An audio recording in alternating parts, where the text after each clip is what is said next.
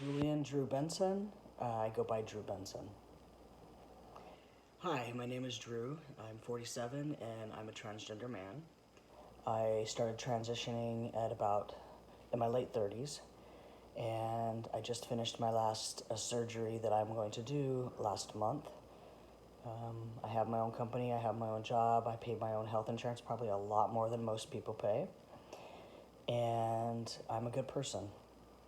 I'm voting for Biden and Harris because I believe that they are more in line with my moral compass. I believe that they will stand up for rights not only for myself, but for other humans, other Americans. And I believe they have the emotional intelligence and courage to do that.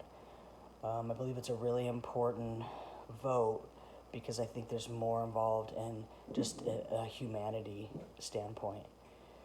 A story I wanted to share was when I let my grandma know that I'm transgender. I was living outside of California at the time. I went and visited her in her smart car.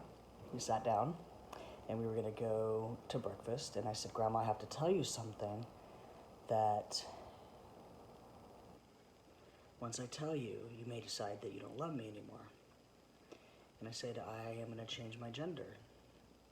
And she said, okay, well, what do you want me to call you? And I said, Drew. And she said, okay, are we still going to breakfast?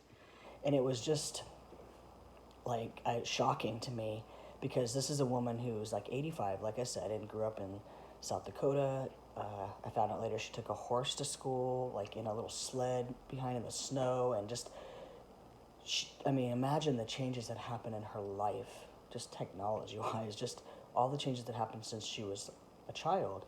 And here she was in a smart car with her iPhone or her iWatch, just adapting to things, and then here she is reacting to me that way.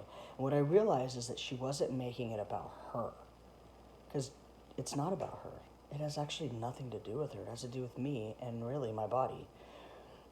She didn't make it about her. She just held space for me, and she respected my humanity and and dignity. And a few years later, I bought an RV and I took her in my truck with this travel trailer, and we drove from California to Texas, and we went on this extraordinary trip of her lifetime.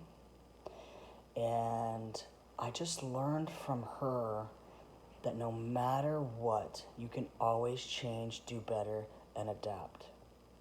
So when someone says, well, I've just always been that way, I can't change, I don't believe it. You choose to not change.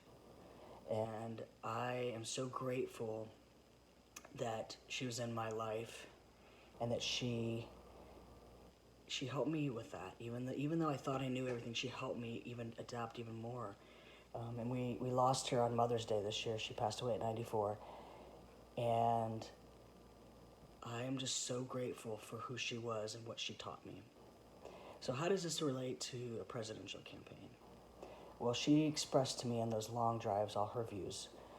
And just the way she could change and adapt to just being kind to people.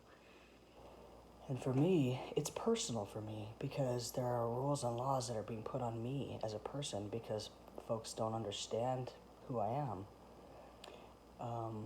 I don't want anything special. I don't want special treatment. I just want the freedom to live with dignity, not be fired from a job if I didn't own my own company. Not to be discriminated against if I got in a car wreck on the side of the road and a doctor could decide they didn't want to help me because I used to be a girl. Oh, nope, can't save your life. I'm not asking too much.